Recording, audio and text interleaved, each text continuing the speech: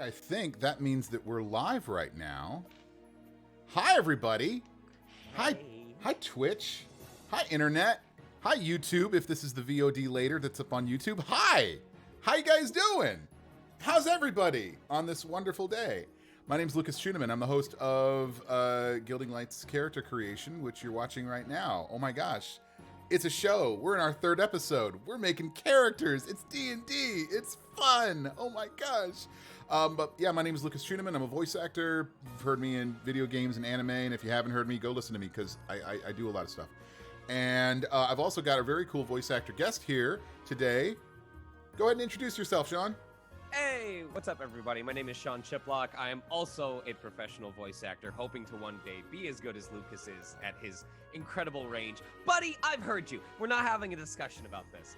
Anyway, you guys may know me online as Sonic Mega. I'm also a professional voice actor. I also got into streaming about a year ago. Very, very happy to be giving back to the community in that way. And my wife happens to be an avid Dungeons and Dragons gamer. So even though I haven't had the chance to take part myself, I have avidly lived through her own adventures from the next room over when, you know, we have our stuff going on at the same time. And I'm very cool. honored that you would bring me on today to have this creative experience together. You know, as much as we've done things like, what do you call it? Like, you know, voiceover workshops and improv classes and things like that. To be able to do this is really just an improv, a very heavy improv kind of exercise for people like us to go through all these things and see all these things and run through these ideas. And the idea of randomly creating these things, one of the things that I've always been very heavy on is talking about how by the way, can everybody hear Sean? Okay, that's like, go ahead and say something. Also, Sean. is there oh wait, I can just go to the Twitch channel. Yeah, you should go. Yeah, we got it on. Chat. Yeah, twitch.tv/gildinglight. That's right. I love seeing what chat has to say. Yeah, we don't know. Yeah, okay. Unless Audio looks good. And I don't want to talk to him. No, it looks good. But one of the ideas that Sean could come up a couple of decibels. All right. I could raise my gain on my. Oh, okay. I had you turned down a little bit because sliders. That's how that thing. Thank you, Polyhead. Most people start with me muted, and it only goes down from there. So. Story of our lives. When it comes to improv and stuff like this, I mean, one of the things that I really liked about this this concept of this idea between us as creatives and voice actors and streamers and artists and people that I've called to kind of come onto the show and do all these kinds of things is that, you know, it's okay when you sit down and you think about what you want to make, which is a lot of players do that. You know, they want to make a half elf or a lizard folk, or they want to create a sorcerer or a barbarian. And what they'll do as creatives do usually is that they'll try to optimize that play, which is, as a gamer, you know, we're gonna play it like that. But I've always come to the idea of, and this is one of the reasons that we're doing this show, is because that they don't have to be an optimized character, a min-maxed power gaming kind of character to be interesting. Interest can come from how we develop that character. It's what kind of pulled me into D&D in the first place, because I didn't know that D&D was about storytelling and lore building and character evolution. You know, there's so many different ways that you can look at that and how it translates to other things in life. Like, as you said, you know, they don't have to be optimized to be interesting. Yeah. If every person that played Dungeons and Dragons made the same iconic character, like if it's a berserker, it's pure strength. If it's, you know, a wizard, it's pure intelligence. The game wouldn't be around as long as it has been, because you'd run out of options within the first year, if not 5 years. Yeah, no, I mean, no, trust me, there are people out there that do make those that go through Dungeons and Dragons playing that style of game. And what, again, I want to basically try to talk about streaming and giving back to the community. I want to give back to the D&D community and the TTRPG community to say, you can have fun with an interesting character, and it doesn't need to be an optimized build. And so the randomness that we're doing in all of this is all about that. I want to encourage chat, by the way, if you guys have anything that you want to ask us about how to make these characters. If you're going through something, if you're thinking about playing D&D and you're struggling with what how to make a character, hopefully this is going to try to help you show that you can just make anything you want, and it's not gonna matter. If you have a question about can I do this or am I allowed to do this, probably the answer will be yes, maybe depending on your dungeon master, your DM, but it all is going to be up to you. If you have a question, don't be afraid. Go ahead and ask something in chat. I'm following chat along. Also, we're going to be talking about this a lot during the chat. We're doing a giveaway today. I want to say thank you to we're giving out a set of dice, a free set of dice from the good people at Kraken Dice. They were very, very nice. Thank you to Kraken Dice for sponsoring the giveaway.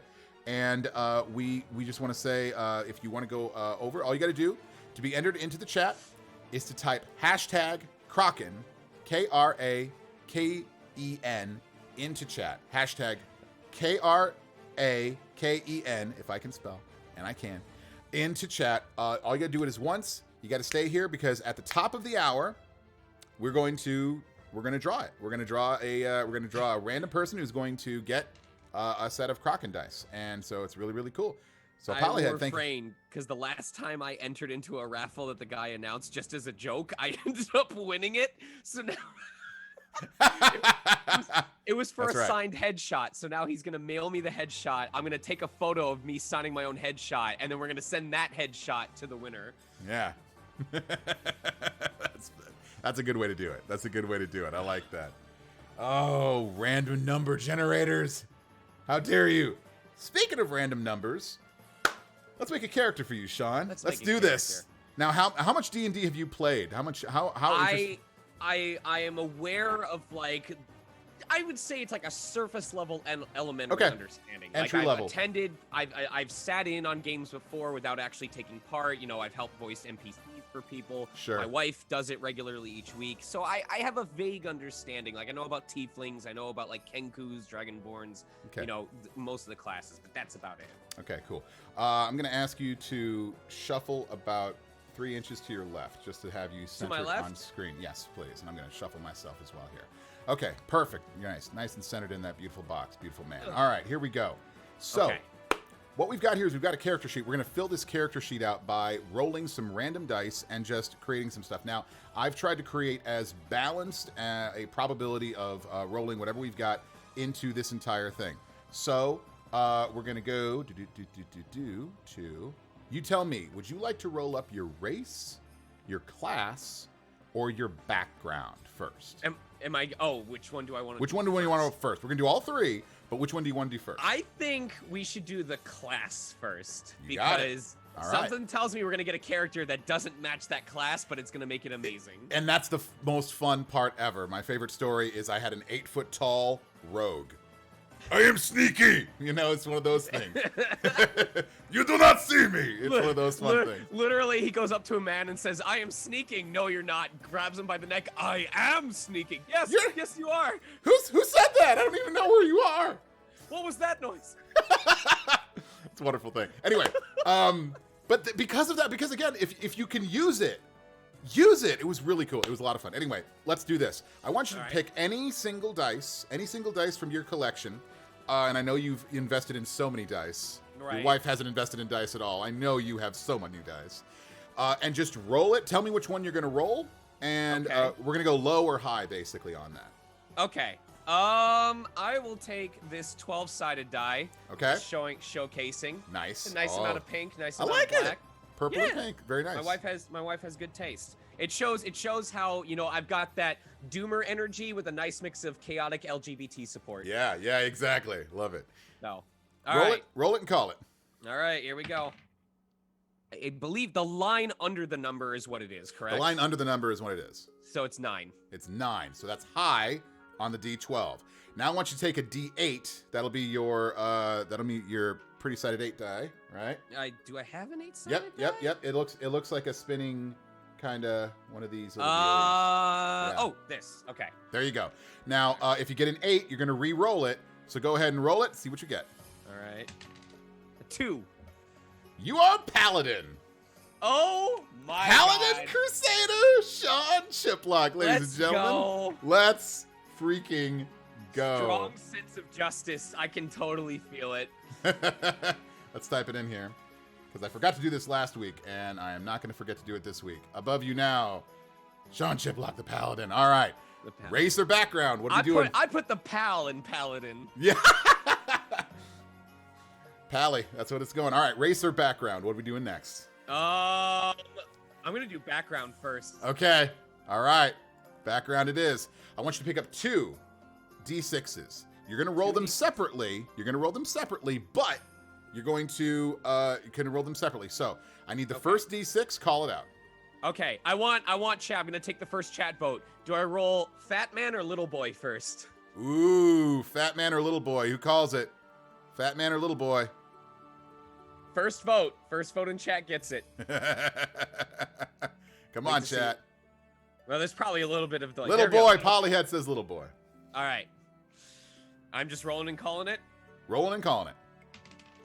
2 from the Little Boy. 2 from the Little Boy. You got it. All right, 2 from the Little Boy. So now we are in the list of the 2s. For anybody who's following on chat, you guys can see. All right, so give me that second D6 and just call it. Also a 2. Perfect match. Okay. This is actually going to be kind of nice for a paladin. You are a cloistered scholar. Cloistered scholar. We're going to fill all this stuff in. Don't worry. We're going to fill all this stuff in. I've actually got some shortcuts for all of this. We're going to fill all this stuff in. So, cloistered scholar. Let me put that in for the background. And cloistered. This actually kind of fits pretty well. We're just going to see exactly what your race is, because if you're a goblin, I'm going to laugh my head off about this.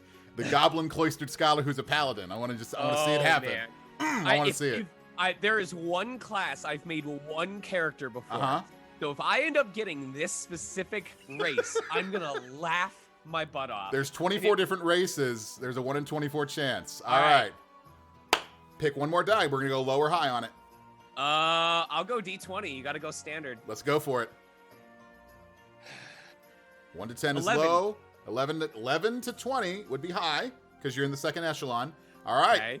D12. D12.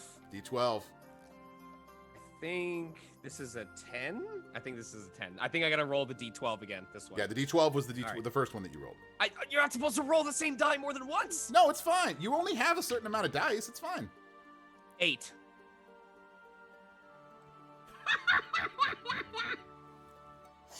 You are a satyr.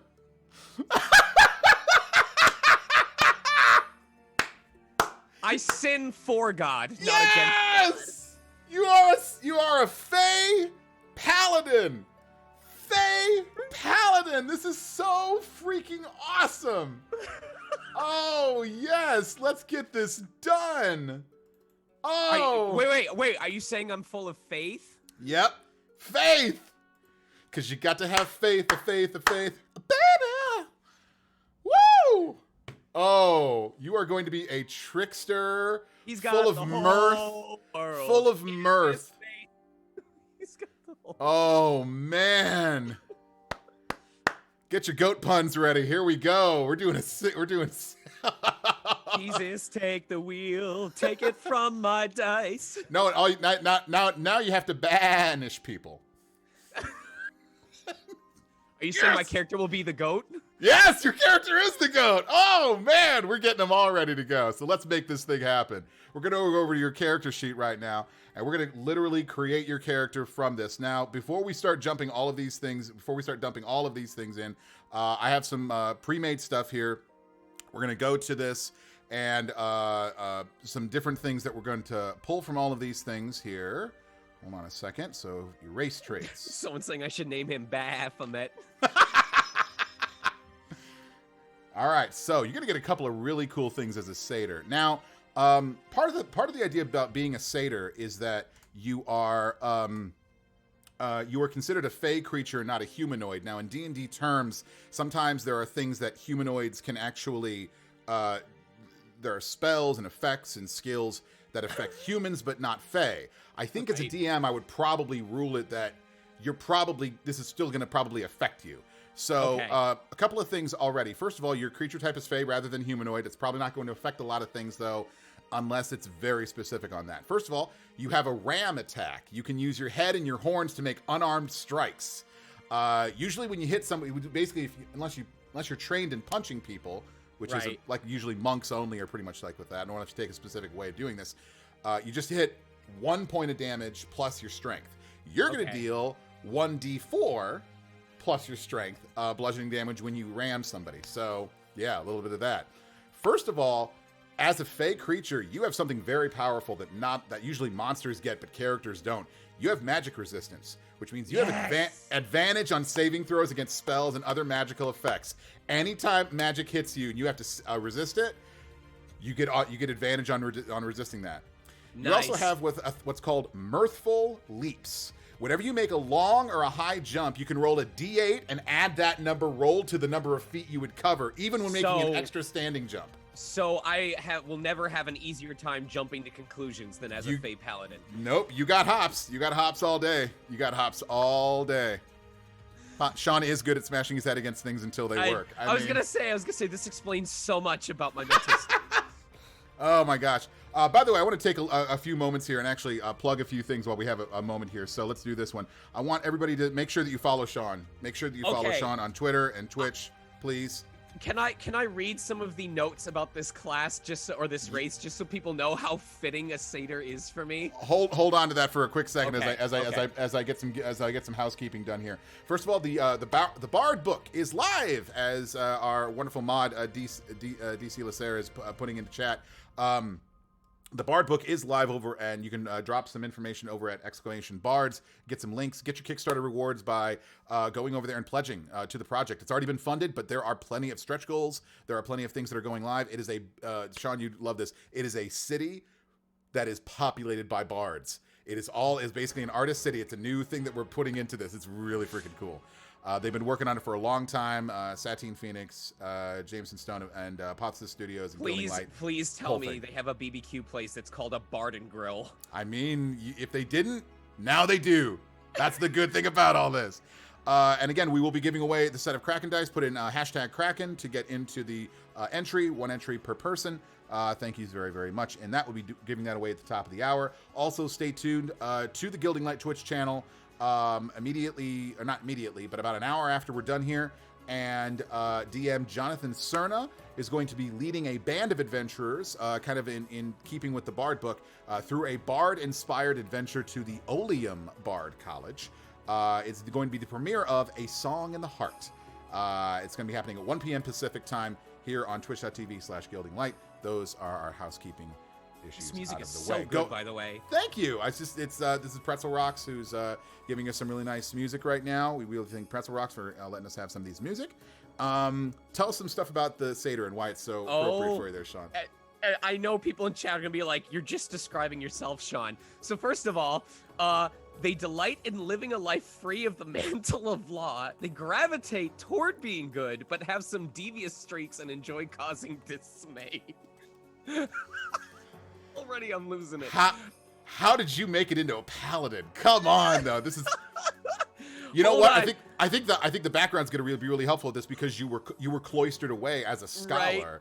Right. So you don't have to definitely follow those rules, but I think sometimes they're just going to take you over. And it says you have proficiency in the performance and persuasion. I just gave, and as a paladin, you are a charisma-based kind of character. So you are like a half caster. So you're not a full-on like magic user, but you do have magic. And so there's a lot of that. There's a lot of that going around. You speak Common and Sylvan automatically, and then we're going to give you your wonderful cloistered scholar feats, and then we're going to go through basically building your. I get 2 feet as a Fey, right? Well, yes, you have two hooves. No, I know that feats are like, and you know what? Special perks, right? Yes, you do. You also get ability score bumps. You're going to get a dexterity bonus by 1 and a charisma bonus by 2. Good choice for being a paladin. This is perfect. Okay, let's go for being a cloistered scholar. Okay. Ooh, okay, that's cool. You're going to have library access. So that's going to be your background feature. You're going to have access to libraries. Okay. Which is, though others must often endure extensive interviews and significant fees to gain access to even the most common archives in your library, you have free and easy access to the majority of your library, though it may Though it might also have repositories of lore that are too valuable or magical or secret to permit anyone immediate access. You have a working knowledge of your cloister's personnel and bureaucracy. What is a cloister, by the way, just so I know? A cloister is not exactly a temple, but it's basically a secluded area that is usually religious, but it is basically for lack of better phrasing, it is a more... It is a specialized library that might specialize in religion, might specialize in magic, might specialize in keeping secrets that are very, specific to a term of that. We can make whatever cloister you want, so you can start thinking about that. Additionally, you're likely to gain preferential treatment at other libraries across the realms as like a professional courtesy to a fellow scholar. So you're just basically this trained scholar. Watching Page Master 20 times as a kid would pay off for me. Macaulay has treated you well. All right. So let's do this one. We're going to give you some equipment right away from being a scholar. So let's see what you get. You get the scholar robes of your cloister. You get a writing kit, which is like a small pouch with a quill and ink, folded parchment, small pen knife. You get a borrowed book on the subject of your current study, whatever you're currently studying. And you get a pouch of 10 gold pieces. So you start off with 10 gold pieces as a level 1 paladin. Okay. Choosing your oath later. But that won't be for now. We're going to do that one later. By the way, after this is all done, I'm going to send you your character sheet so that way you have it. So that way you have a little something to keep with you here. Your wisdom and charisma saving throw proficiencies because you are because you're a paladin. You get an extra couple of languages because you're so smartsy. You're going to choose 2 extra languages. Okay. After you're all done. And then for your background skill proficiencies, you're going to choose, and I'll write these down, you're going to get history automatically, and then you're going to choose from arcana, nature, or religion, but we're going to figure out what you get in paladin first, so that way you don't double up on something. Okay. All right, so, here we go. So that's Cloistered Scholar. Let's go to Paladin. So, all right, Paladin, here we go. I want you to roll me 2d6s and re-roll until they are both separate. Until they're both separate? Like right, so if you get a 2 and a 2 like you did before, just roll one of the 2s until the 2 is something else. Okay. 2 and a 6. Perfect. Which means you're going to have proficiency in insight and religion. Makes sense. You are a paladin. So there's that. And I want you to choose for me arcana or nature. What are you more knowledgeable about? What am I more knowledgeable about? What is arcana like? Arcana is magic. Arcana is basically the arcane. So the arcane would be magic of any kind then. Where nature, both of these are going to be book smarts. These aren't going to be street smarts. These are going to be book smarts. These are both intelligence based. So you are either knowledgeable about magic or you have proficiency in identifying like botany. I like the idea. All right, here's the first character background. I like the idea, because my previous character was definitely nature-based, but I like the idea that because this character is resistant to magic, he has survived people trying to kill him with magic so many times that he's just like, oh, that's that spell. Yeah, no, if you want to kill me next time, I would try casting it with this. It's Leviosa. Leviosa, exactly. So he has a better knowledge of Arcana than most, mostly because he has avoided dying at the hands of it in the past. That's like, oh, I roll this spell again. Here we go. Another fantastic. So you got all the smartsy skills. You got Arcana, History, Insight, Performance, Persuasion, Religion. Pretty darn good. That's 6 out of 18. That's pretty good. So there's that. All right. Here comes the fun part. All right. You're going to roll your stats. Here we go. 4 D6s. You're going to roll them all together. Drop the lowest number. Add up the rest. And we're going to do that 6 times for 6 numbers. Then we're going to place them. I'm going to be the Fae that falls into the fetal position when he gets a paper cut. Watch. Here we go. All roll right. those 46s. I'm doing 3 minis and the mama. Do We're gonna it. see what happens. 3 minis and the mama. Let's do it. 5, 5, 2, and 1. So that'd be 5, 5, 2. You drop the 1. Okay. 5 and 5 and 2 make 12. So that's your first number. Good. Do it again. We're gonna do this Again? 6 times. We're gonna do this 6 times and get 6 Oh. numbers and then Oh, place and them get in. the average. No, well, no. Then we're gonna place them into your 6 ability scores. Don't drop the dice. Oh, 5, 6, and 4. 15. Nice. Yeah, Next I'm just one. reading you the 3 highest, right? Oh, that's just 3 highest is fine. 3, 3, 5. That's 11. Yep. 5, 4, 3. That's 12. Another 12 again. No bad scores yet. 6, 6, 3. Woo! 15 again. If I get, for an example in that was 6, 6, 3, 3. Would I re-roll? You would re-roll one or no. You would drop one of the Just drop one threes of the because threes. that's the Okay. one. That's the lowest roll. All right. Yeah. 6, 4, 4. 14. That's it. Wow. Those are some good numbers, man. 11 is your lowest one. 10, by the way, is average.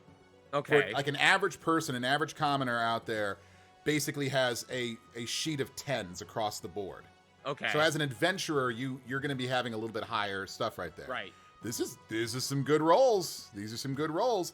Remember, you're going to be able to add 2 to your charisma, 1 to your dexterity. Your modifiers as they go into character sheets are only going to go up on an even number, and you've got 3 odds and 3 evens. So 12, 12, 14, and 11, 15, 15. Let's see exactly where you want to place them. Now, you are a charisma-based character, so you could turn the 15 into a 17 or the 14 into the 16. That's still going to be a +3 modifier either way. What do you want I'm to do? definitely gonna go. I'm gonna focus on the charisma. I Okay. think. Hey, Croc and Dice. Thank you so much for joining us, by the way, in chat. We're giving away some Croc and Dice today in chat by putting in hashtag Crocken into the roll. He definitely gets some better rolls than Mia did last week, so thank you very much on that. Yes. So do you want to put the 15 in there or the 7? Do you want to put the 14 or the 15 in there? Sorry. What's the difference between the two? The 14. Are they? You're going gonna to get an automatic +2 Okay. to this number that you're gonna put in here. If you put in a 14, it'll be +2 to 16. That's still Right. a +3. But what happens to the other number afterwards? Does that go to a different stat or? No. It'll just be you can go up to a 17 in Oh. charisma, which later you can bump up to an 18, a 19, a 20. 20 is the highest you can get up to. Let's put the bigger addition into 17. into it. You got it. Let's do it. All right. So 17 +3. You have another 15 to drop in. Where do you want that in? Strength, dexterity, constitution, intelligence, or wisdom? Strength is strength. Dexterity is how Strength is quick the you are. ability to throw a tomato. Constitution is How hardy the hardy tomato is. tomato is. Intelligence is knowing Know- what knowing a that tomato the- is. Knowing that the Wisdom tomato is is a knowing- fruit. Yes. Okay. Wisdom is knowing that it goes well into a salad. Okay. And then what was the last one? Dexterity. Dexterity is how accurate you are with throwing. is the how tomato? accurate you are with the tomato, or how good you can dodge a tomato You know thrown what? at you. You know what? We laugh, but if that gets people like me who don't know as much about it to Yeah. like, understand and get into it more easily, then it works. Like Yes, exactly. And charisma is appreciating the bouquet of the tomato. being able to basically. sell a tomato to somebody. There you go. That's a good one too. Let me see. I'm sorry for the delay while I think about this. No, it's okay. You're gonna take your time. Now remember, your skill proficiencies as a cloistered scholar are very mental based. So strength, dexterity, constitution, those are your physicals. Intelligence, wisdom, charisma, those are your mentals. So I'm play it actually however gonna you put want. I'm gonna put it into dexterity. You got it. Because I like the idea of the revenge bonk. Like that he's someone who he likes to see, or he likes seeing the opponent try to get the first move, does his best to get the advantage when they whiff it, and then bonk. Very nice. Slaps him on the head. You get a +1 to your dexterity, so we're going to change that 15 to a 16. So you have Alright, a let's +3 to go. that. Which you can change your initiative to a +3. You're going to be a dex. Ooh, you might just be a Dexy paladin, a fancy Right? Most paladins are strong. So Not today, Satan. Nope, not today, Satyr. Not today, Satyr. Okay, so I love that. Not today, Satyr's got to be your catchphrase. Come on. Ugh. Okay, 14's your next number. That's going to be a +2 to which thing? Strength, Constitution, Intelligence, or Wisdom? Constitution, for Got sure. it. All right. Whoops. Let's do that right. +2. You're gonna be beefy to get started. You're gonna have 12 hit points to get started. That's pretty good to get started. Average is 10, right? No, well it all depends on what class you're playing. Okay. You get a certain hit dice. Paladins get the second highest hit dice, which is a D10. Barbarians get the most at a D12. Wizards and sorcerers at the bottom at the D6. And Okay. to get started, what you do is you take the top number of that hit dice, add your Constitution modifier. That's your starting hit points. Gotcha. So you might only have 6 or 7 hit points to get started with if you're like a Okay. low caster. 12 hit points is pretty beefy. That's pretty good. It's pretty good. Good. So you're hardy. You're hardy. Okay, 12, 12, and 11. What do you want your dump stat to be? Strength, intelligence, or wisdom? What is a dump stat? A dump stat would be basically the one that you would dump into your lowest number here, which is an 11 for you, which is still above average. And you said it's either strength, And- intelligence, or wisdom? Strength, intelligence, or wisdom. The other ones are going to get 12, so they're going to get a +1. The 11 will be a +0, technically. Okay. I'll do the +0 in intelligence, actually. Okay. Got it. It's still good. I know. It's I know. still good, yeah. I'm generating ideas for like why this character would be like this. So That's the whole point of this entire exercise. It's a all surprise ab- tool that'll come in handy later. All right, so 0, 3, 5. Now let's add your things. So you have, all right, let's see here. 1, that'd be a 2, that'd be a 1, 5. Ooh, no, sorry. You are not proficient in deception. I am proficient in deception. Roll a d20, convince me of that. Okay, let's see here. 17. Yeah, that's a dirty 20. You actually did pretty well on that one. Okay, maybe you are. Good job. Good job. Investigation is 0, medicine 1, nature 0, perception 1, give you a passive of 11, performance 5, persuasion 5, intelligence 2. For religion, strength, sleight of hand 3, stealth 3, survival 1. All right, got all your stuff in there. Let's get you some starting equipment and do more paladin stuff for you. All right, so we're going to get you a thing here. We will not go through the entire pantheon of D&D gods. That's going to be a lot of stuff to really go over. Okay. But you will be following a deity. Although there is an interesting paladin oath out there that you could take at level 3. We're not going to get you up to level 3, which is be a level 1 character right now, where you basically swear your oath as a paladin to whatever deity or symbology that you agree to.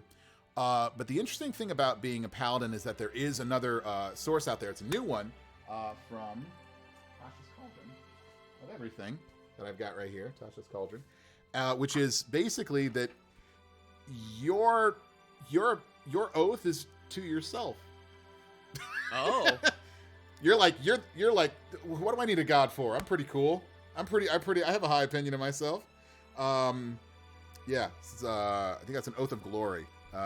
So you could swear to a god, maybe a fey god, maybe an archfey out there. That would work. Right. Or you could just basically kind of go, you know what? I'm pretty damn cool. I could do that. You can think about that though. I'm gonna leave this up to RNG because I've already got a backstory for it. But well, you know what then? Let's do this then. Let's do this. I've got a number ready for you, ready to go. Let me give you a selection on that.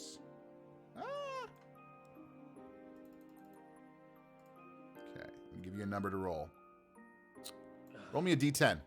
A D10. Actually, no, make that. I'm sorry, D8, because we're gonna take D8. Oath. We're gonna take Oathbreaker off of the list here. D8. Do I have a D8? Yeah, you rolled a D8 before. Oh, is this okay? I'm assuming it's this one. Yeah. That's the D10. That's the D10. All right. The D8. The D8 looks like the fancy This floating. one. Okay. Yeah. You got it. So, for those of you who are curious, when he was really young, my character, who has not been named yet, Nope. found himself in a life or death situation. And one of the last things that, because there was a bounty for getting rid of some of the Fae in the forest. And they told him right before they were about to kill him, pick a god and pray. Because it didn't matter, his situation's going to be the same. So he actually literally did just that. He just picked the first god that came to mind and prayed to them for salvation. And wouldn't you know it, he managed to survive that encounter. So ever since then, he decided, well, I'm not going to tick off whoever just spared my butt from the situation. And he pledged his oath to that random god that he prayed to. That's who fantastic. was a 6. I like this. So that means when you reach level 3, you will be swearing your oath specifically, not to a deity specifically. We're going to choose that deity later, but as you are a paladin of redemption. That you are redeeming your oath and you're redeeming your thing, which means you will be following some tenets. You will be following some creeds, and you're going to have to follow those, or deity might take away your paladin powers. Okay. So there's some goods on that, but you're going to be a redemption paladin. Very nice. This will be for later, but this will be that's fun. I like it. All right, so I'm going to dump in here redemption paladin. I dig it. That makes sense. And you know what? I like that it actually makes sense with the way that you kind of portrayed that. You're kind of like, you know what? Thanks. I'm going to pay forward. I'm going to pay that forward. Thanks a lot there. Thanks so much for that. Let's choose your equipment here as a paladin. Now, as a paladin, you're going to make some choices here. You can either get a martial weapon, like an actual battle weapon, and a shield to go with it, or 2 martial weapons, no shield. What is a martial arts or no a martial weapon are things like battle axes and long swords and pikes and lances and whips and all sorts of different things like that. Something, you tell me, what kind of weapon would this character carry? Remember, they are more dexterity based. He would definitely be a weapon and a shield type person. Okay, he's sword and board. Got it. So is he gonna have a blade? Is he gonna have something that is like a rapier? That will be like a piercing weapon? Is he gonna have a slashing weapon like a sword? Is he gonna have a heavy bludgeoning weapon? Blunt, What's he gonna have? for sure. Blunt. All right, we like the blunts. Okay, so we've got things like a mace, a morning star. You can have things like literally a warhammer. You can have what's it gonna be? Give me. You give me something. It doesn't have to be any of those things. It could be any of those things. Could be anything else too.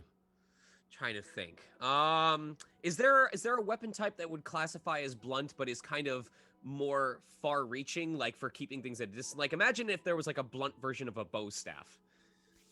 Well, you can have a quarterstaff. That's a simple weapon, but we could flavor it. What about a flail? Like a flail, like literally, like think of like literally the stick with the chain, and then just the ball on the end of it, and then you're doing that kind of a thing. Yeah, I'll go with a flail. Yeah, we do that, or we can do a one of those. We could do one of those triple staff kind of things that breaks apart. Let me ask something. Is there a way that we could pattern the flail? So my character is capable of in some way working with magic, correct? Like either because of Absolutely. Okay. Is there a way that we can have the flail, rather than it having like a spiked ball on the end, that it has some sort of magic holding crystal that he can infuse with either a spell, cast the flail out, and use it for like short distance or long range magic casting? Like he can like self-detonate it almost without having to get too close to the enemy. If you did that, I'd probably take away your shield, because I'd be giving you a little bit of range. Okay. Maybe because let's Skyrim this thing out a little bit, because if you were using it, you would need another hand to infuse the end of it to do something like that. You know what I want to do? You know what we'll do? We're gonna give you a whip that has a reach of 10 feet and is dexterity based. Yes. But we're gonna put a crystal gem at the very end of it that you can just kind of Yes. like a towel in the towel in the locker room.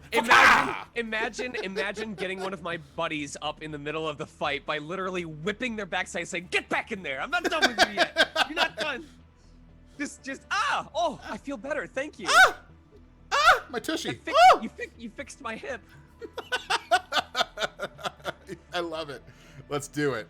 So I'm gonna give you whip with an arcane crystal.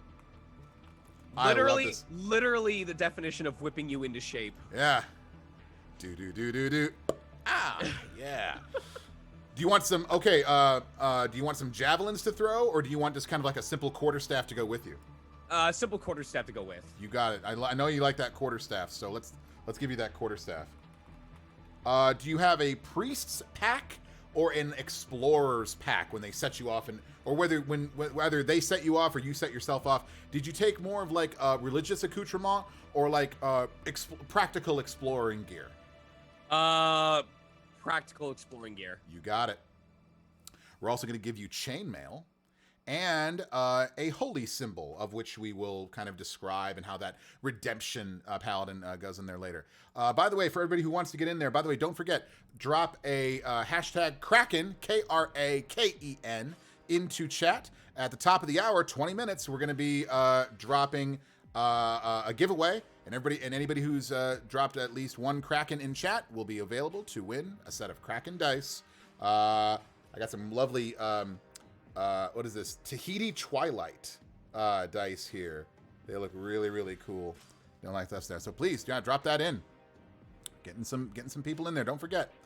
What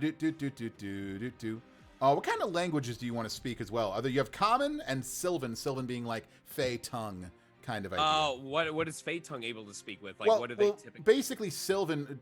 As you can speak Sylvan, you can speak to other Fey creatures. A lot of other Fey creatures are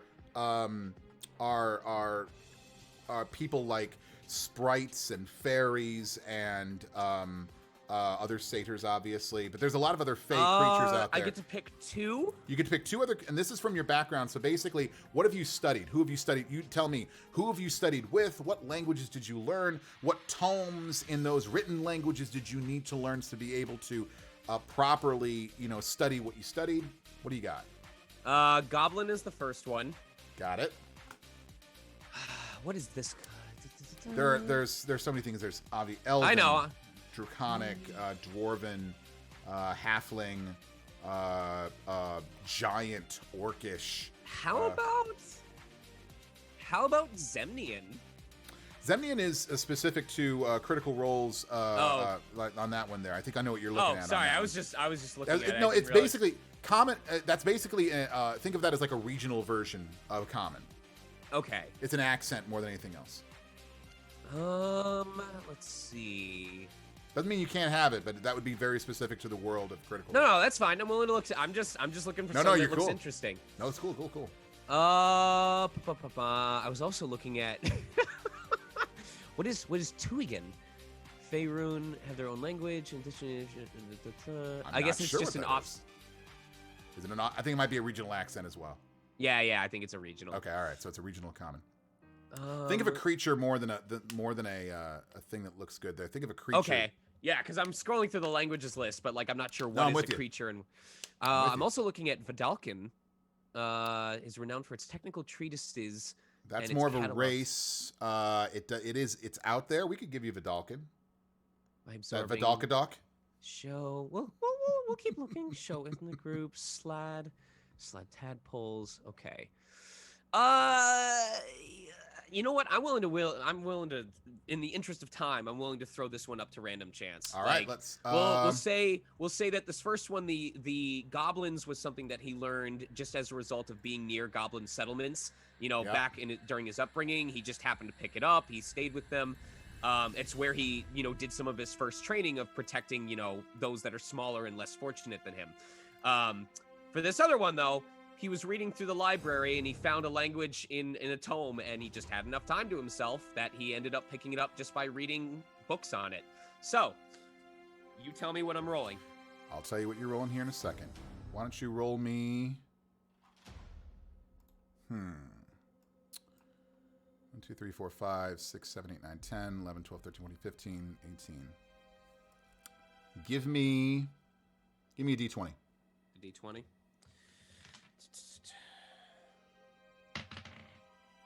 One.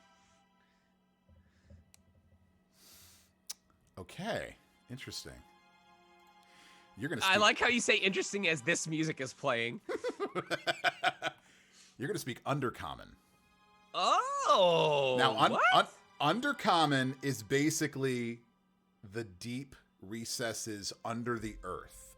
These would be the people like the Dark Elves, the Drow, or the Deep Gnomes, the Deep Dwarves, the Duergar, the people that basically it's more of a language of, it's actually kind of a language of criminals that it kind of has this. This music is fitting so well for this. It's right so now. good, I know, right? Undercommon. So basically, Goblin and Undercommon kind of fit. It's kind of nice because Goblin and Undercommon kind of means that there were some perhaps. Oh, I like this idea. That there were some tomes that were written that where your cloister was. Right. They confiscated these from people that they didn't want this knowledge out there. At and some you were point, like, and yeah. at some point, I'm reading up on it and I don't quite understand it, and I bring it up to one of my goblin friends, and they're like, "Oh, you want to know about that? Well, oh my." I'm not gonna say much because I'm not, we shouldn't talk about it. But I know a guy who knows a guy, and that was how I started getting involved with the Undercommon. So I hear you come to say to 2 feet. Come on, let's go. What do we? Jimmy Two Horns. What are we talking about, Jimmy Two Horns? Oh man.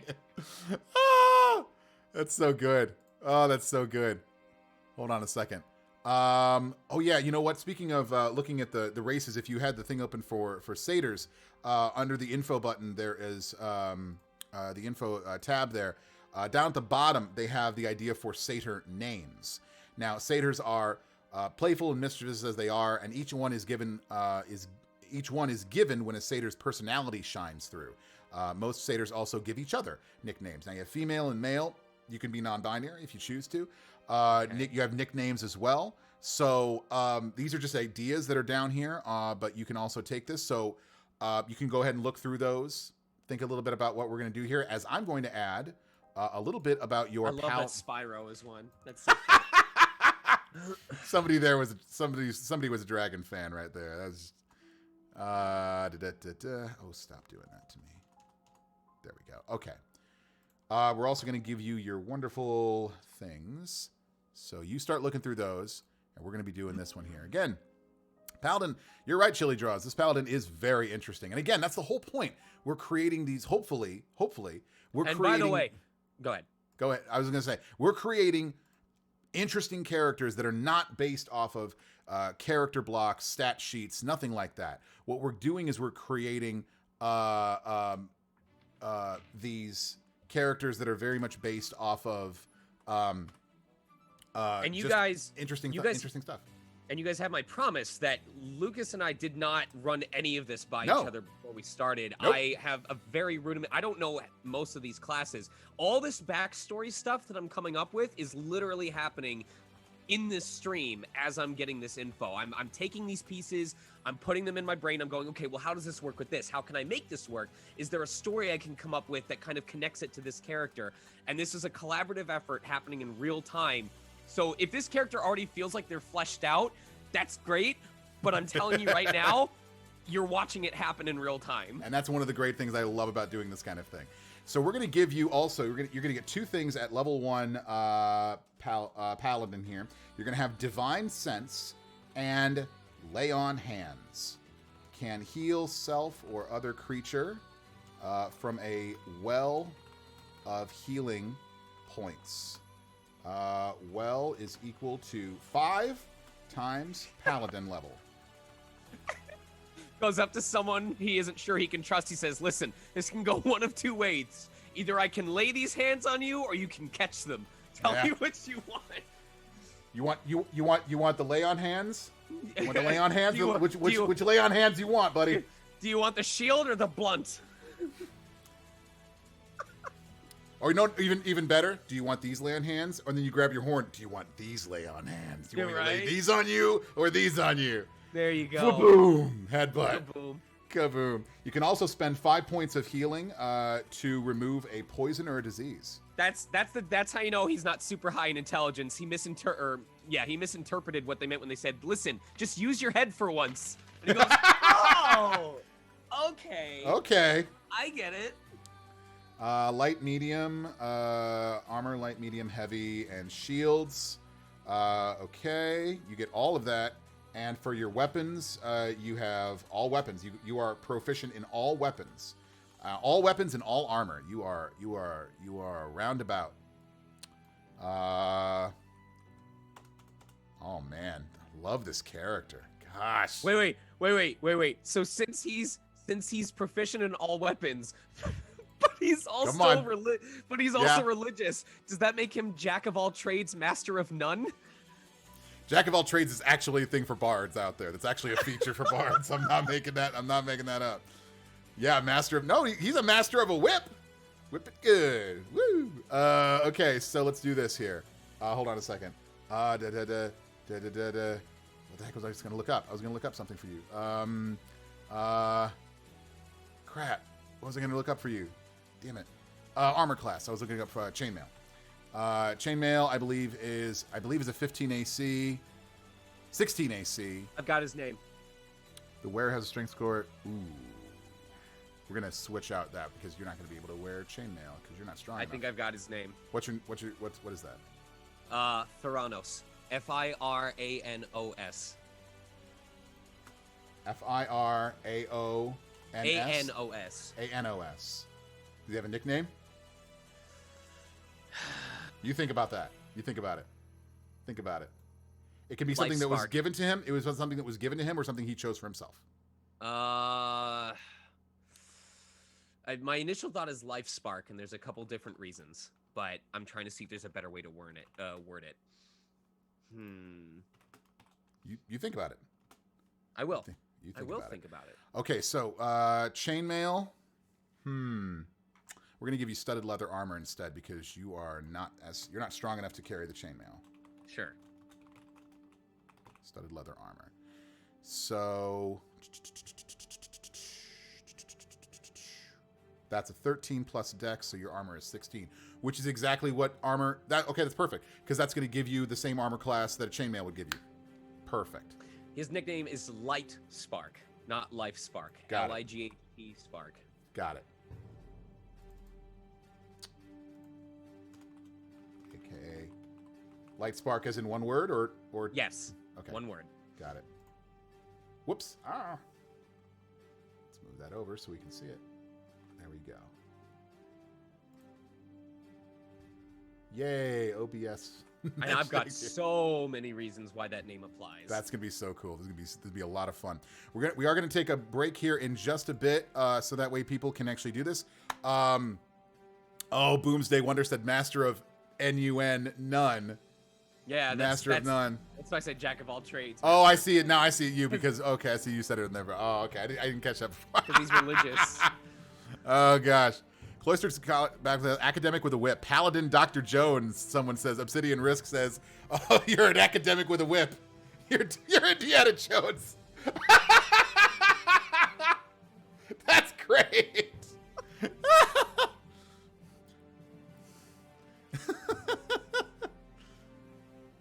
Dr. Jones, I see there's nothing that you can possess that I cannot take away. The Temple of Baal. Ah, yes. Oh, gosh. All right. So that's going to be a +5 to hit. And it's going to be, we're going to call this a D6 +3 bludgeoning damage. We're going to call that. I'm going to call it. Usually a whip does a D4. I'm going to bump that up to a D6 because of your magical attachment on that one. Okay. And it has a come on. It has a 10 foot reach. Everything in D&D is usually based off of 5 feet squares. So every square that you go on the map is 5 feet. You're going to have a 10-foot reach, so you can actually reach another square. I love that. There you go. I just love that idea. Hey, get creative. Whip up to a branch and pull yourself up. Yep. Do the whole. You want to be Indiana Jones? Be Indiana Jones. Is your speed 30 feet as a satyr, or do you get an extra? No. I think you just get hops. I think is what you get. A hop, whip, and a jump away. A hop, whip, and a jump. That's right. Traits. No, you do have an extra 5 feet of movement. I was right. Okay. I wasn't crazy. Normally, everybody gets as a normal race in this, you get 30 feet of movement to move those. So 6 squares per turn. But you're gonna get 7, so you get an extra one. So you got a little bit of a clip clop going on there. Okay. Oh man, this is great. This is so good. So you got a lot of good stuff here. You can also, by the way, Divine Sense, by the way, I want to say this. The Lay on Hands, I explained. Divine Sense is you can sense undead, celestials, or fae. No, fiends. I'm sorry. I didn't say it's not fae. It's fiends. It's fiends. Okay. Fiends, devils, demons, things like that.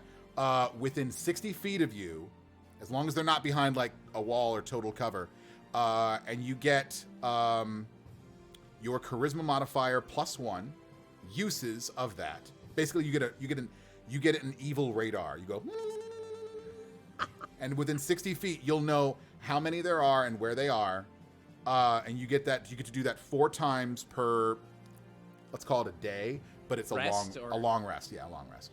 So 4 times per uses per long rest. Also, the Lay on Hands comes back after a long rest. Refreshes on a long rest. You get back your Lay on Hands after you lay on side. Pretty much, yeah. All right, let's get some biographical information. How old is this satyr? Let me give you some biographical information as far as how long they live. Sure. They mature and age at about the same rate as humans, so use that as a metric. I've got so many tabs open at this point. I need to find. I got you. All right, there we go. Satyrs. All right, traits. Mature and age about the same rate of humans. Okay. Yeah. Whenever I tend to create characters, I usually go around 27. Can do.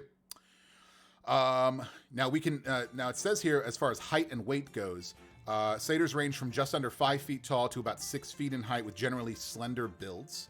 But we could let the dice call your height and your weight for you if you'd like. I will. Or you can call it. As much as I like going to the RNG number gods, I feel like this is one of those things where if my character was like too short or too tall, it might give them a complex. It might give them a complex if they're short. You gotta have something to prove. What are you staring at Jimmy Two Horns for? Huh? I'll whip you. You know what? Life is full of. I've gotten to make some choices that I want, and sometimes you can't decide everything. I'll leave it up to the. Roll me two. All right. The acceptance of his god infused him with light, and it may have had some lasting effects. Okay, roll me that D8 twice, if you would, please. Roll you the D8 twice. Please. All right. Yes. Roll it. No. 1. 1 and 2. You're 4'11". Wife. Yes. Oh. You're 4'11". You and Stephanie Shake and go out and eat and talk about stuff. Plus side, I can curl myself into a ball with my shield raised and have someone chuck me like a cannonball. Fastball special. Let's go. Aim for the horns. Boom. Okay, but imagine the combination of being thrown by the party berserker and then towards the end of my toss distance, cracking the whip at the last second. Waka. Literally. And then you roll a natural 1 when you fuka it, and then you get wrapped up on it. You're like, damn it. Okay, give me that D4. Anyway, what were you saying? Tell her you're 4'11". Oh God, please. I did. I need the D4. I need the pyramid. Oh boy. And I need you to do that twice for me, please. Here we go. 2 and 2. 2 2.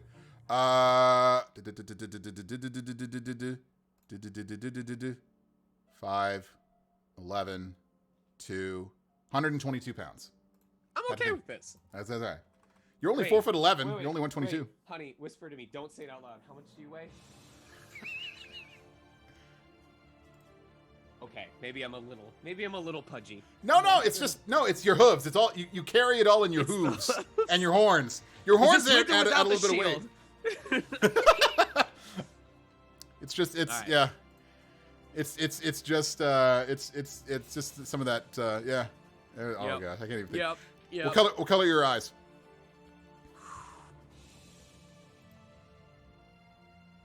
Cerulean blue. Oof. Love it.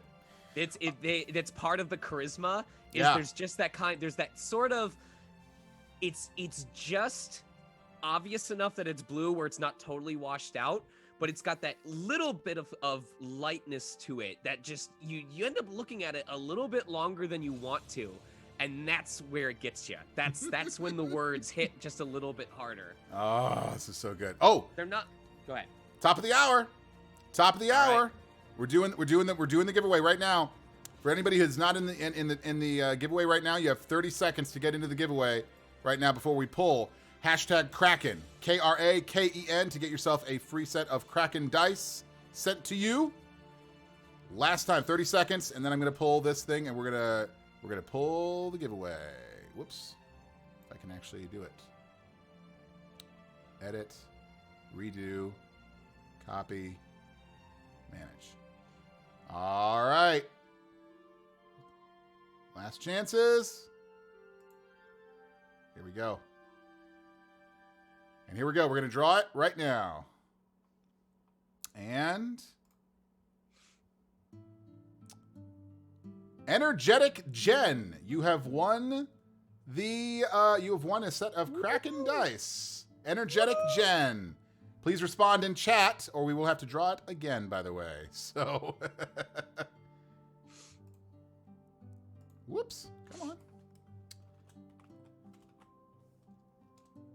Energetic Jen. Oh, ah. What'd I do? Energetic Jen, need you to respond in chat. This happens to me all. So Oh. every time I finish a game on stream, I give out a copy of the game to someone. Yeah. Chat, and we make it's a running joke of, can I pull a winner who's actually still in the chat and actually doesn't already own the game before the credits are over. And so far, out of all the games we've streamed, I've only successfully given it out before the credits were over twice. Oh, jeez. All right.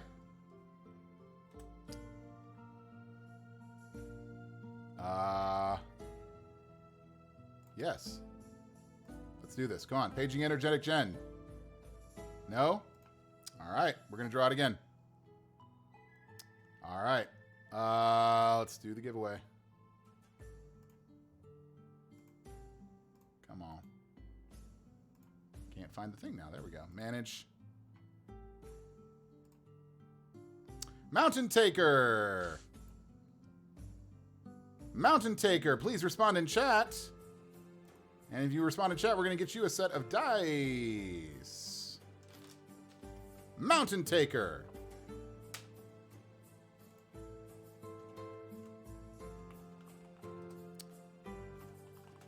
Mountain Taker, are you here? Let's do it. It begins. Yeah, here we go, right? All right.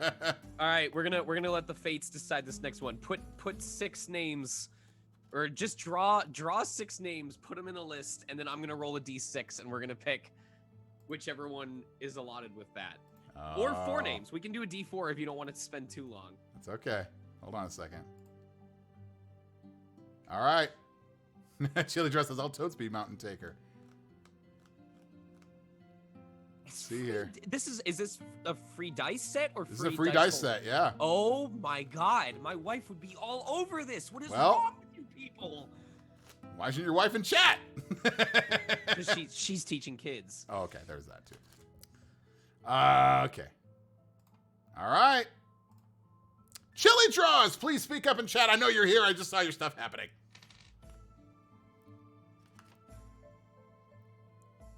Chili Draws, say something for me in chat, if you would, please. Chili Draws. I know Chili Draws is Hey, Chili Draws, you just won yourself a set a Kraken dice. Can you Hey. can you hold up the dice real quick so I can show? Absolutely. My wife? Hold on. How do I make this big again? There we go. All right. Ba-ba-ba. Thank you. Got it. Got it. Yeah.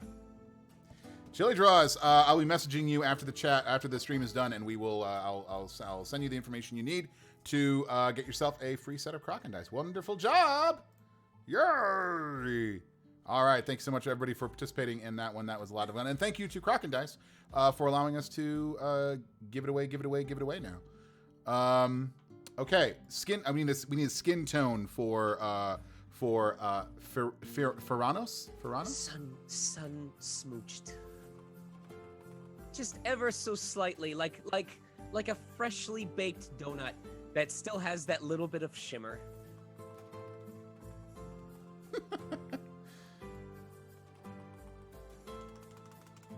Or dirt from when he gets shoved in a mud pile. Hair color, fur color. What are we looking at? Asking me about fur color was probably your biggest mistake. I'm just saying, it is a satyr. It is a satyr. You know that. As soon as I saw satyr, I was like, okay, he's gonna be really happy about all this. I know, right? Do I get highlights on my hair or? Well, I mean, you can have hair. fur? I mean, the hair doesn't have to match your fur. Whatever kind of. That's what I'm thinking. Is Yeah. I'm asking. Do I get the highlights on my hair or my butt fur? Am I that I kind don't of know. satyr? Let me see.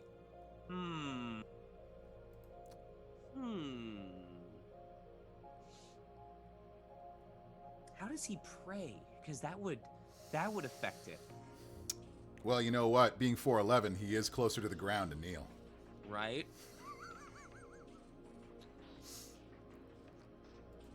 Let's see. I'm thinking. KK actually pulling out swatches like fabric shopping for fur color. Book of. Vroom, I got colors. What do you want? What do you want? What do you want?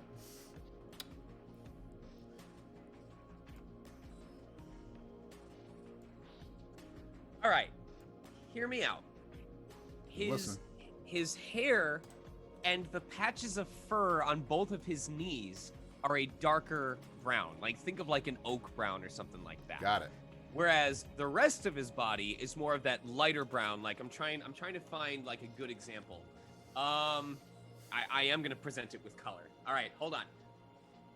So most of his body is probably closer to like this. Whereas he is, where's the dark? I need good. Okay. I'm looking for something that can actually hold up because this desk is actually a perfect example, but I have no easy way of showing it. You know what? I'm gonna go with this. If we want to go oak on one thing, let's go light. I don't know if this is showing. Is it showing the desk when I tilt it down like Nope. this, or No, it's fine. All right. Just seeing your wonderful Yeti microphone So just and your hair, pajama pants. hair and kneecaps are dark brown. I'm gonna go this. I'm gonna go oak brown / light maple, like a light kind of like a maple syrup kind of a thing. We'll do that. Yeah, like a He light can always maple stain syrup. it later if he wants. Stain it later if he wants. All right, you have a character sheet, my man. You have a character sheet for Ferranos. Am I saying it right? Ferranos. Okay, this is cool. All right, this is great. Here's what we're gonna do. We're going to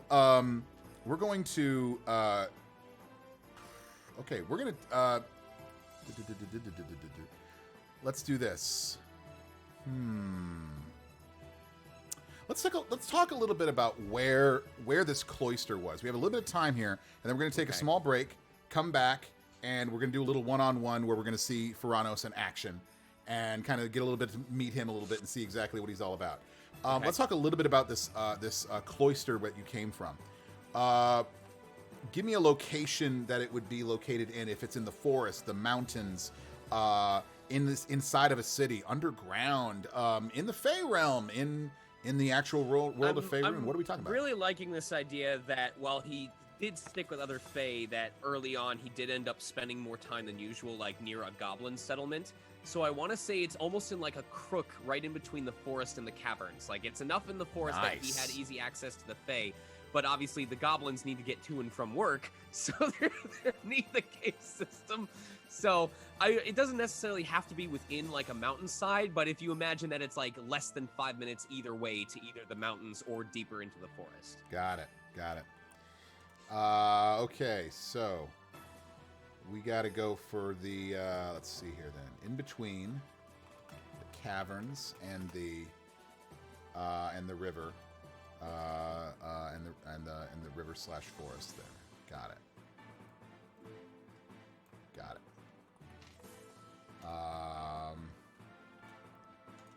Cloister location. Okay. The denizens of this cloister are mainly. What about this? There don't have to be denizens there. There don't have to be people that are still there. Is he the only scholar in this cloister? Because maybe it's been empty, but maybe there are other goblins that he's actually learned from. But maybe he learned it by reading the tomes. Maybe he learned it by doing this. Let's talk about some of the other people that are also part of this cloister itself. People that have either contributed to the tomes that are found in this cloister, or that created it, had it. Maybe they're there, maybe they're no longer there. What's going on that? Okay, I want to come up with 3. I'm just trying to think of like the specific. It's the round of 4 right now. Okay. So I want to come up with 3 different ones. Let's see. You want to come up with 3 other people that have been in this cloister? There's one. Can goblins be part of it? Of course. I like this community. Of course. With the goblins. Okay. So there's one that's a goblin. There's one that's a fae, and I got to think of what the third one would be. Could be anybody at all. Could be a normal ass human. Could be anybody. Oh, you're gonna like this third one. Okay. Okay. I gotta think of their name first, so I'm gonna end up. Okay. All right. Bring it. The first one is the first person who joined was actually a goblin. It was one of the younger goblins of the village or the place that he had visited frequently. And it was mostly because it was a goblin that he helped out early on, and the goblin, doesn't idolize him, but he's like, I want to be like him. And so the goblin wanted to follow basically anything that he wanted to do. So when he brought up that he was part of a cloister, the goblin wanted to be part of that cloister. Well, sure. He doesn't really meet all the qualifications, and his parents aren't super cool with it, but they also know that Ferranos has not been a negative influence in their settlement. So they're like, it's like an arm's length thing. It's like, all right, he can be part of it, but we reserve the right to like pull him out if we start getting concerned. So, is he a troublemaker? Is Ferranos a troublemaker? No, the goblin. Only because he's enthusiastic. Like he's good of heart and dumb of butt, if that makes sense. So he's the guy. He's the pal around guy who's like, I can do this. I can do whatever you can do. He's more. Even when he's in. He's kind of if anything else, he's Ferranos' squire. Yes, pretty much. No. I think that's a good idea. That's a good idea. Yeah, sure, absolutely. The second person is another Fae member. Honestly, just someone who Ferranos happens to be friends with. And he's like, hey, I'm making a cloister. You should join up on it. And the Fae's like, you know what? I got nothing better to do. He's come to like it, and he actually does subscribe to a lot of the same things that Ferranos does. But his initial interest was just, I'll see what happens. He's like, yeah, this is pretty okay. The food's pretty bomb too. So, I'll stay in it. So he's more knowledgeable of what he's getting himself into than the goblin. But he also doesn't see there to be anything to lose by being a part of the cloister. He's in on it. The third one. Do this for me, please. Okay. Give me give me a D8. A D8. Give me a D8. All right. I'm sorry if I was being too vague with No. that. I'm coming up with all this on the fly. I love what you've got. We're just gonna go a little bit more specific on it. 2. 2. 2. The Fae in question is a dryad. Yo. Yeah. So basically, of the forest kind of a thing. Then. So very. This works so well with my third character. So okay. basically, this dryad came from the forest, and was, and basically kind of and is kind of like their part of the cloister is the super plant grower person who just has plants everywhere. This means the Fae is the third person because I've already come up with how they got involved with the cloister. All right, let's do it. The second member is a literal bird. His name, I gotta think of his name of okay. His nickname that Ferranos gave him was Shine Snatch. Okay, because he would constantly steal things from the collection tin that Ferranos had as part of the cloister. Yeah. And so eventually he's like, all right, listen, if you're gonna keep showing up to the cloister, you gotta have a reason to be here. So we pinned a little badge to the bird, and he became an honorary member of the cloister.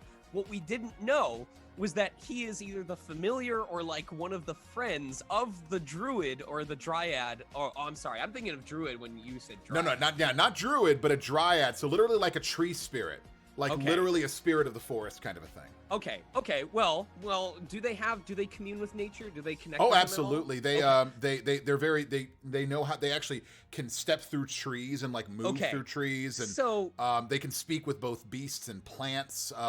They have innate kind of nature-based spells about vines and bark and So this dryad, who has made friends with this bird in the past to act as sort of like a scarecrow for like his crops to protect them from other entities that would harm them, is going, where is my bird? Why is he not showing up anymore? Why is he always late for his scheduled round? And he ends up trying to trace where the bird has been, which leads him back to the cloister, has a bit of an altercation with Ferranos where he's like, you gotta give me back my bird, man. This bird is not out for rental. I want my bird. I want my bird from Iron Man. Just do it.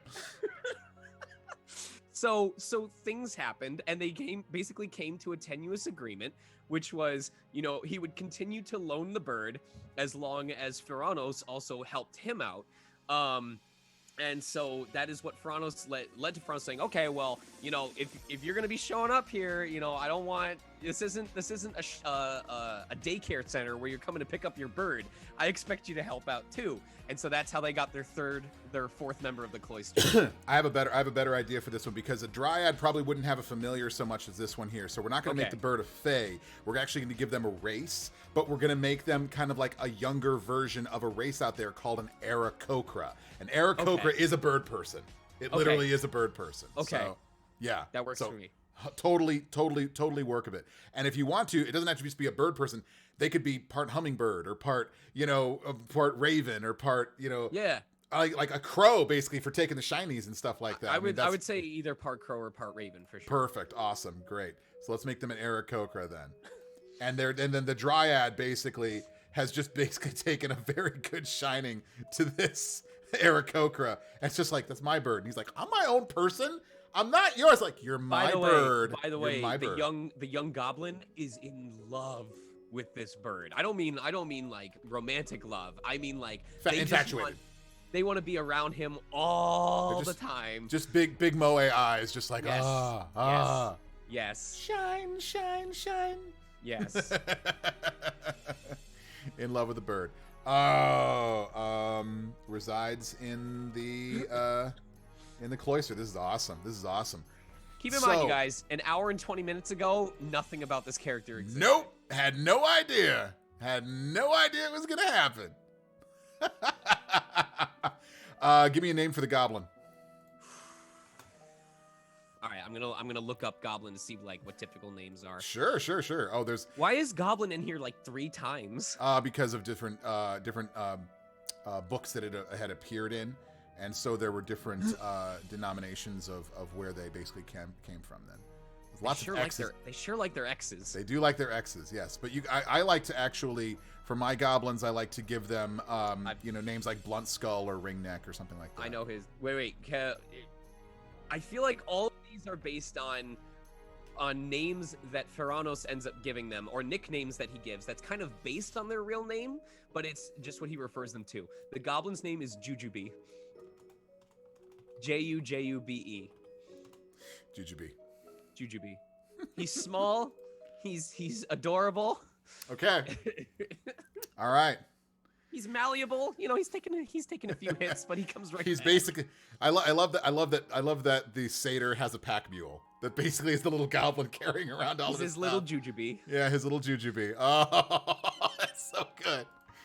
All right, let's talk about actually. This is a great backstory. So let's talk about what drives this character to join the party, to go on an adventure, to be part of the campaign that we're basically going to send Ferranos into. How does Ferranos go from being the cloistered scholar to being on an adventure? Oh, this could get dark. Well, you make it. It's your call. So one day, it's the day of the first adventure that he takes with Jujube. Because Jujube has been begging him for years, let me go with you. And he's like, listen, it's just a routine, whatever. I'm just going out to collect resources or whatever, take care of some threats that have been reported that are near the settlement.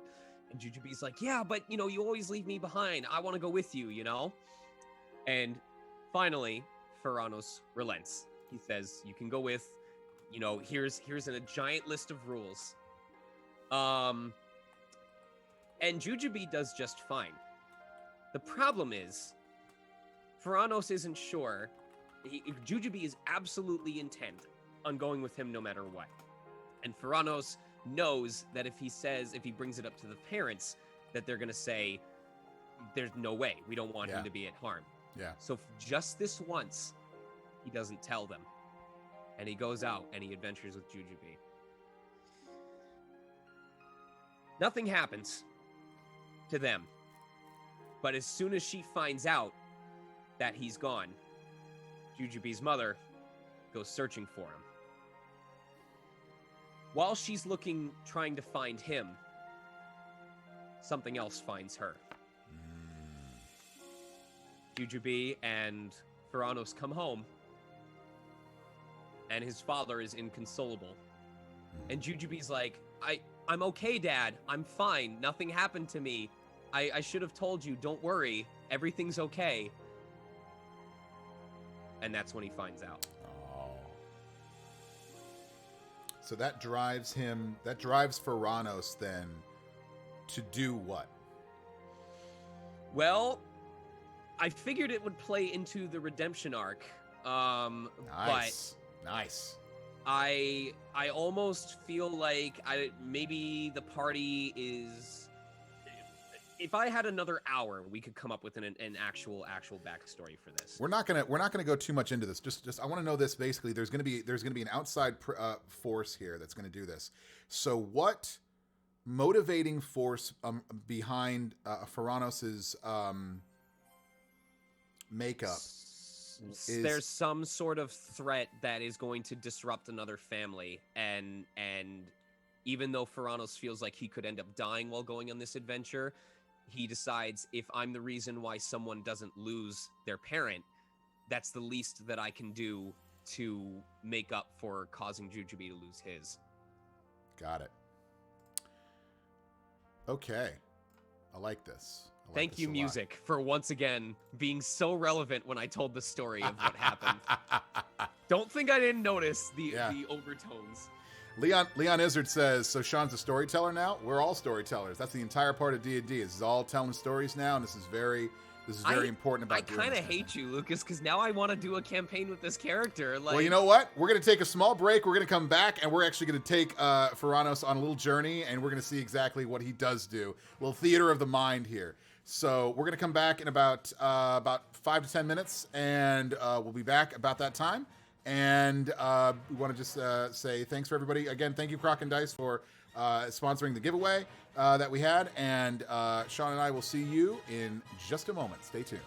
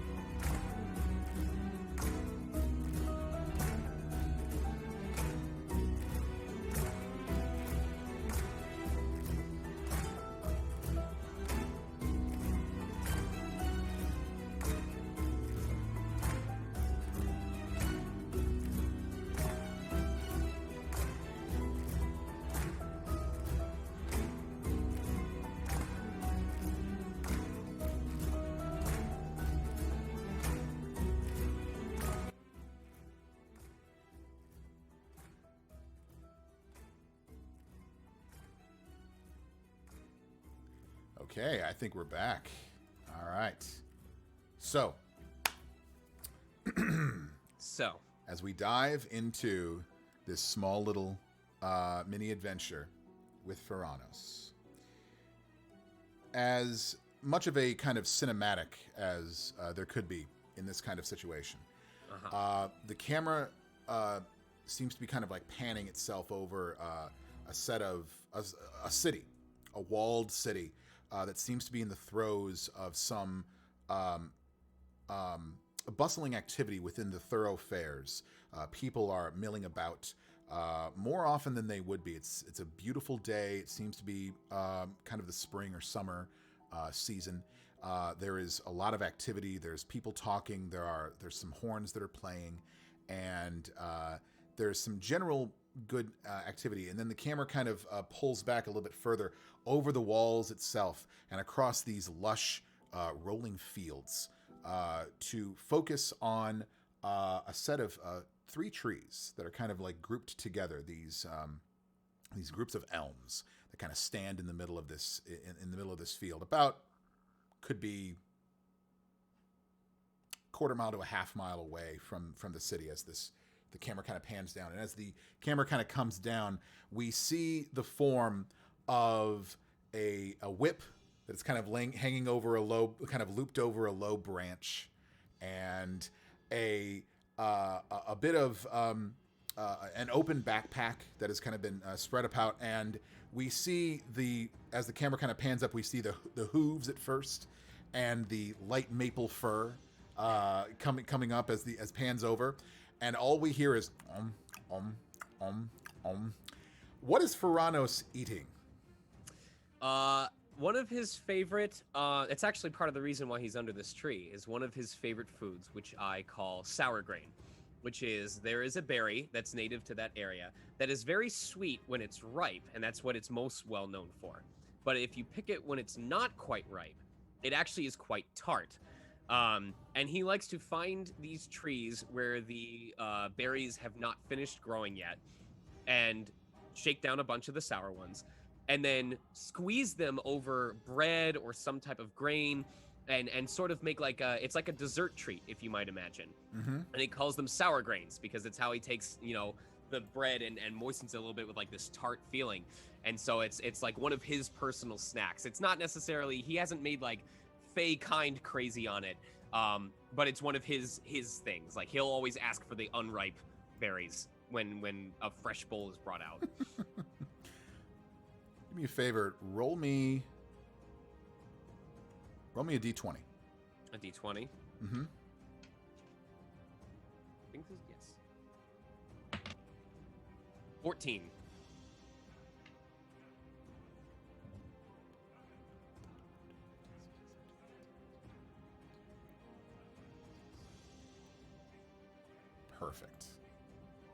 Perfect. As you're enjoying this sour grain, you feel you are just kind of enjoying this. The rigors of travel that you've been on for the last several months have brought you to this place. You're understanding that there is some sort of event that is happening in the nearby city, but going into populated areas, there's always looks. There's always some judging stares that happen, and you're used to this, Ferranos. But people always are. The humanoid population is always kind of tricky to get around. As the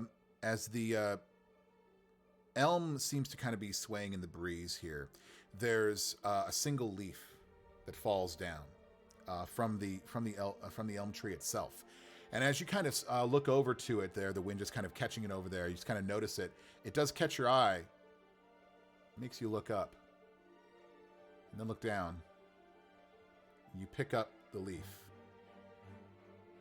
It's not an elm leaf. Oh? It's an oak leaf. Oh? And the leaf, as you're holding it and kind of examining, like, what? Why is this thing? There's no other trees around. How did this leaf get here? It blows out of your hand. And it seems to kind of flutter into the breeze for a quick second. And you feel this warmth tickle the bottom of your chin as the breeze kind of takes it away, as there's something within you. Why don't you roll me a d20 and add your charisma modifier, as you are a paladin. I want to see if you notice this. Your modifier is 3. Your modifier is 3 for your charisma. So charisma plus 3. Total is 5. Total is 5. Okay, that's a natural 2 plus 3. You don't seem to notice it too much, but the presence, you do remember that you're just from your training and your religious nature that Obadai, OBAD hyphen HAI, Obadai, who you did pray to as the god of nature, whose symbol is an oak leaf. You just found your god, by the way. OBAD hyphen HAI, Obadai. Yep. Oh. I accidentally... You did click something there. Hold on a second. I accidentally closed the entire Chrome session because I went to write... I was trying to access my PDF. No, That's I'm okay. so sorry. Don't worry about it. That's what happens when you roll a 2. Natural 2. Dang it. So as this leaf tends to follow, you can basically put that in your character sheet that you have Obadai as your the god of nature, one of the Greyhawk from the Greyhawk pantheon. No way. Yes, the Greyhawk pantheon. Not the Faerunian gods, but one of the Greyhawk gods. It's kind of obscure, but perfect for you. The leaf kind of tends to pull away for a quick second from you as you're just kind of like caught in the majesty of it, and then you're just kind of like, huh, that was weird. Roll me another d20 plus 1, please.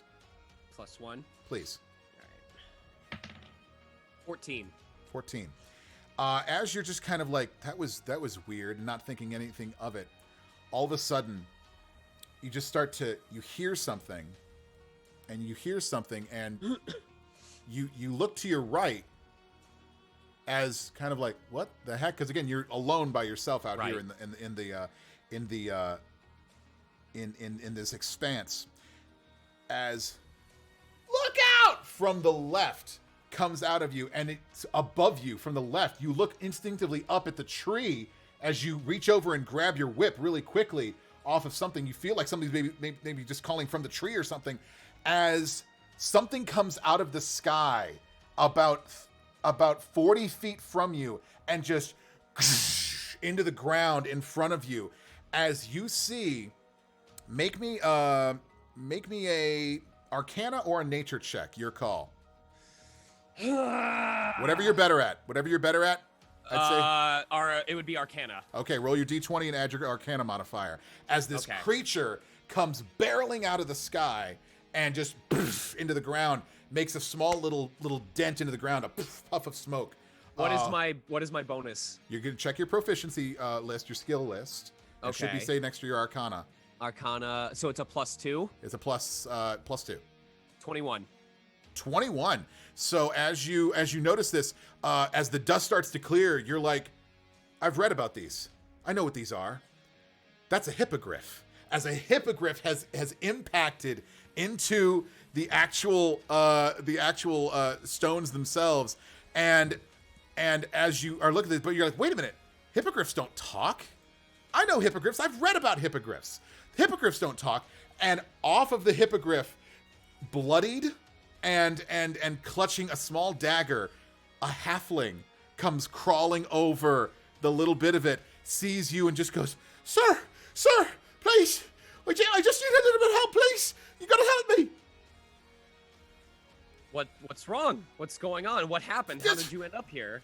And he starts kind of like hobbling towards you, and you can see that he's definitely in pain.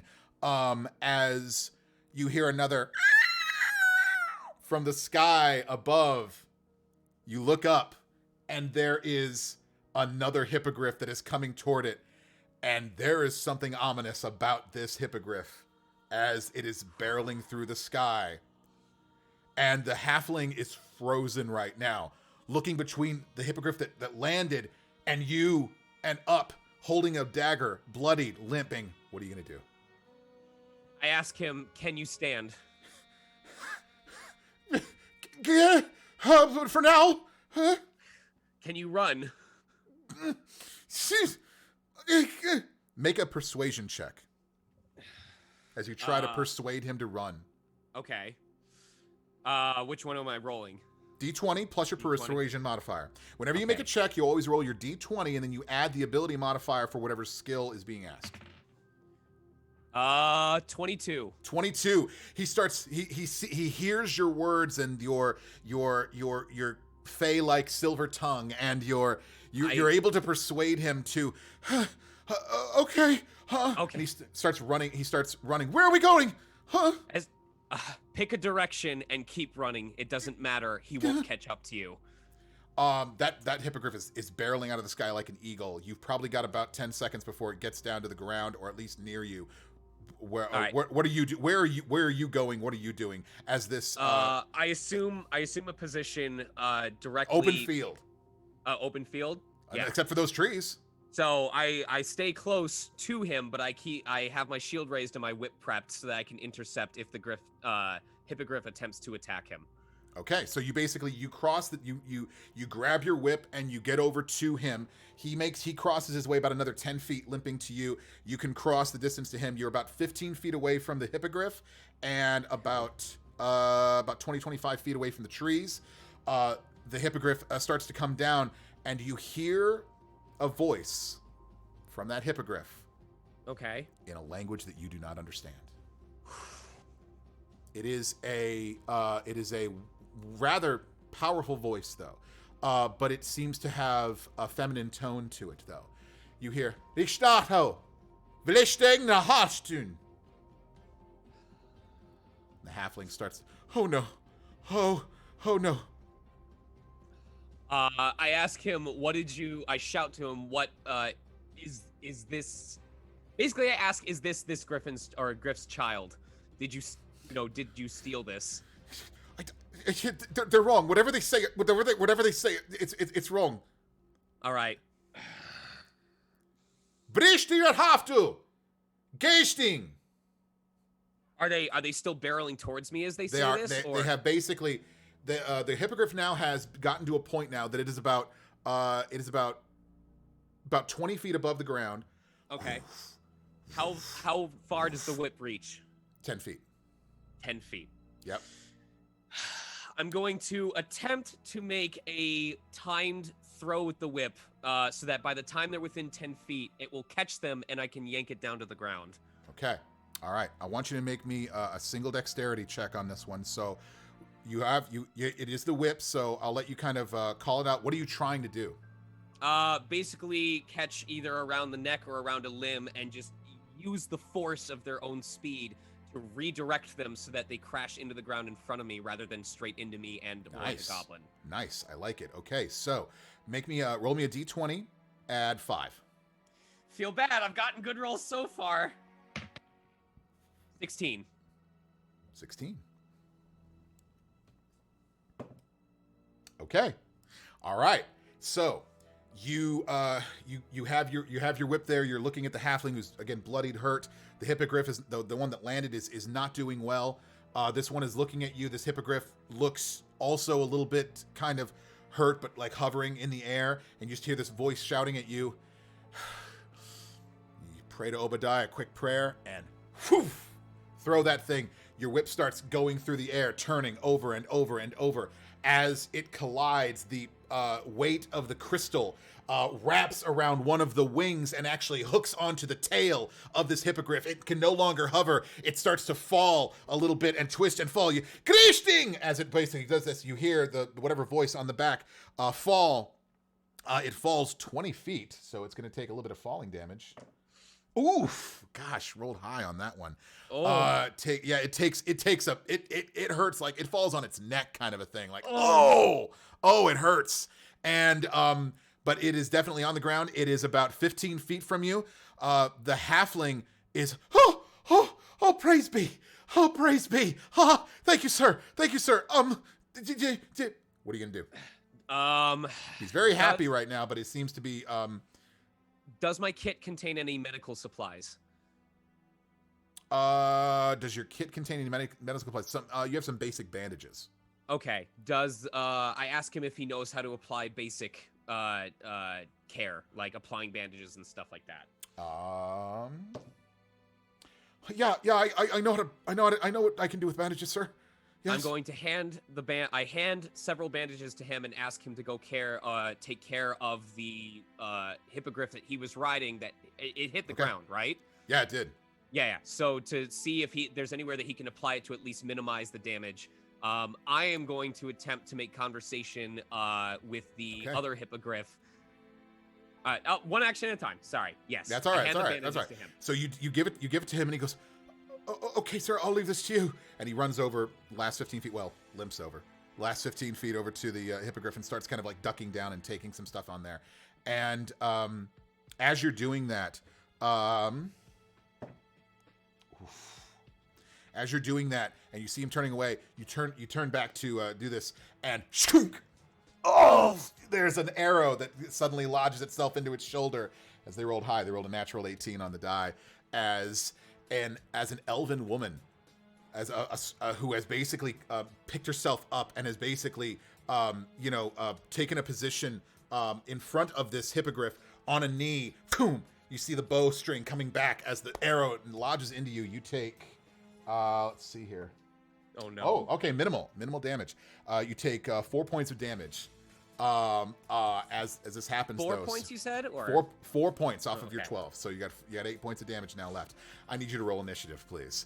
Roll your d20 and add your initiative modifier, as you've basically just started combat right now, and your whip is over there. What is my wait? What do you mean? Your initiative is up on the top next to your initiative is erased your dexterity modifier. So go ahead and roll your d20. God damn. 5. She rolled an 18. God damn it, she's gonna go again. So she just gonna Mary Sting now. Takes another shot at you. Thankfully, natural 9 on that one. That's not gonna be enough to pierce you. It goes wide as she curses. And basically knocks up another arrow. It's your turn. She is about 20 feet away.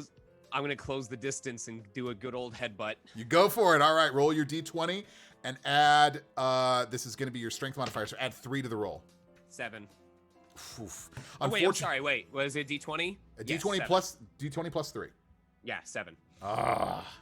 Unfortunately, as you're running toward her, she's crouched low to the ground. So it actually what she does is, as you actually collide toward her, she sees you coming toward her, but you, as short as you are, you can't. She's lower to the ground, and she ducks down as she sees you coming. Moves her bow to one side, and puts her shoulder under you, flipping you over. You don't take any damage from it, but you are now on the backside of this hippogriff, and access to your whip if you want to try to actually untangle it. I'm going to try and disarm her with it. All right. Well, okay, that'll be on the next turn then. So it's her turn next then. She's going to turn around. Natural 7 on the die. She kind of moves around and takes up a shot again. Blows over with the natural 7. She's not going to be able to hit you. And just curses again. Tries to duck down again behind the hippogriff. This is a rather huge creature. So this is a pretty beefy creature. What are you going to do next? I'm gonna try and pull the bow. If she's within distance, I'm gonna try and yank the bow out of her hand. Okay, so you're gonna basically kind of close. Oh, with the whip. Yes. Okay, so you're gonna have to untangle the whip first. Make me an athletics or acrobatics check. Your call. As you try to basically. You're more dex. Acrobatics. Acrobatics. Roll your d20. Please, for the love of God. Come on. 18. 18 is good enough. All right, so you use part of your action to basically wrench the thing quickly free, and then just kind of pulling it back. You're going to Indiana Jones that thing away from her. Go ahead and make me another whip check. +5 on the whip. +5 on the whip. D20. D20 +5. Okay. 12. 12. This is going to be what we call a disarming check. So this is how this works. You don't deal any damage on this. Right. She's going to roll athletics to try to basically contest you. She's got to beat a 12.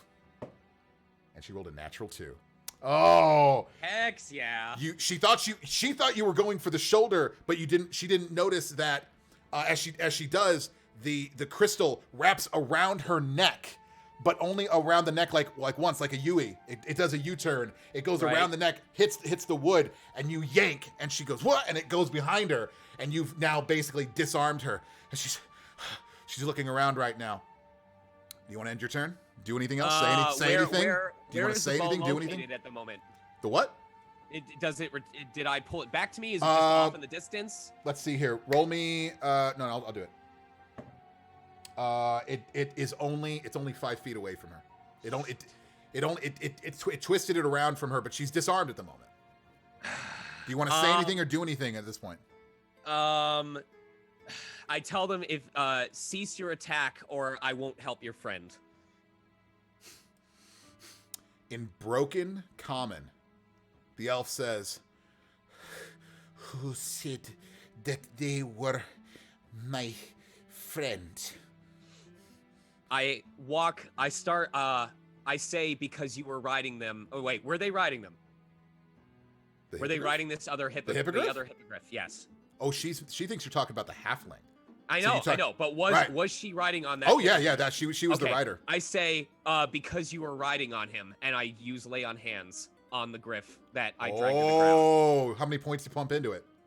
You can choose one point or 5 points or everything. You can choose. What's my pool total? 5. You got 5. I'll use It took a hit.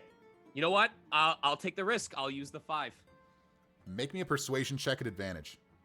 So roll 2d20s, take the higher number, add your persuasion. As she sees you do this. I'm sorry, you said what? So, so when you roll at advantage, you roll the 2d20s.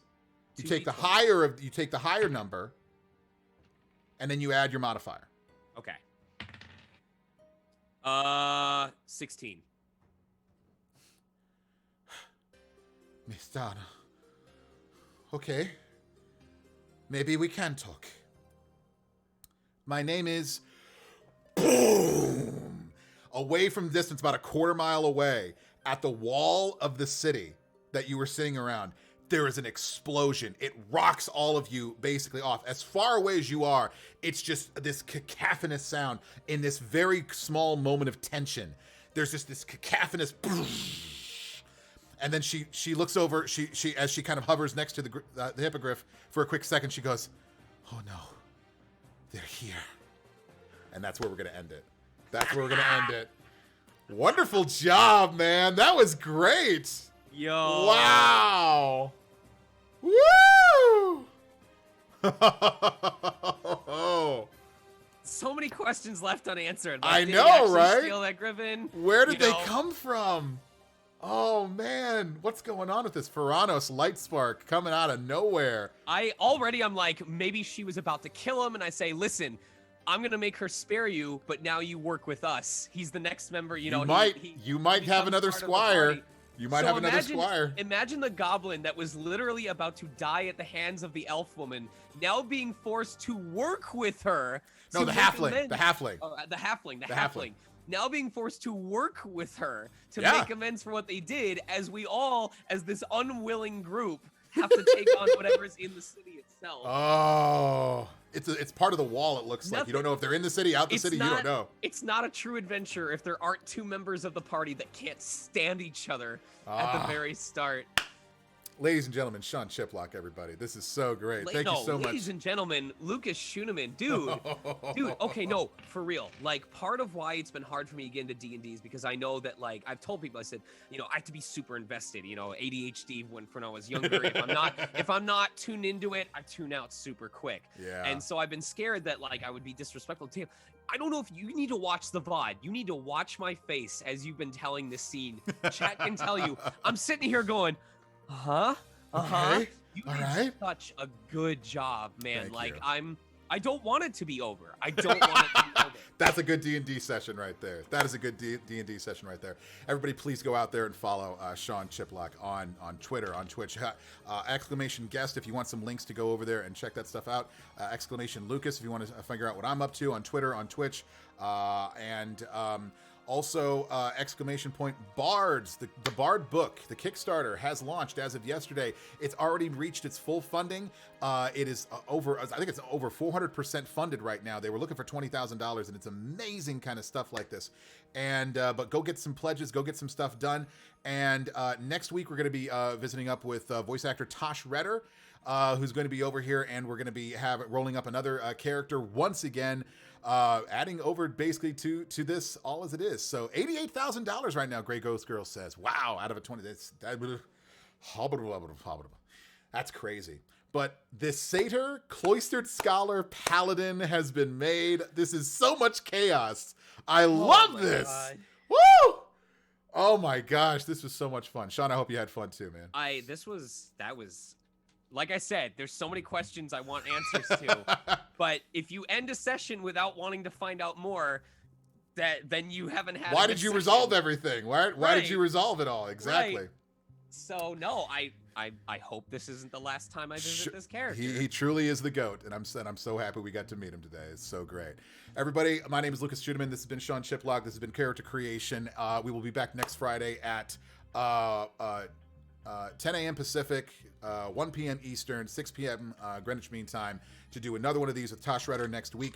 And stay tuned to twitch.tv/GildingLight for a song in the night. A song in the heart. I'm sorry. A song in the heart with DM Jonathan Serra, as he's going to lead a band of adventurers to a bard-inspired adventure of the Oleum Bard College. The very premiere episode coming over here on twitch.tv/GildingLight. Till next week, we'll see you then. Bye-bye.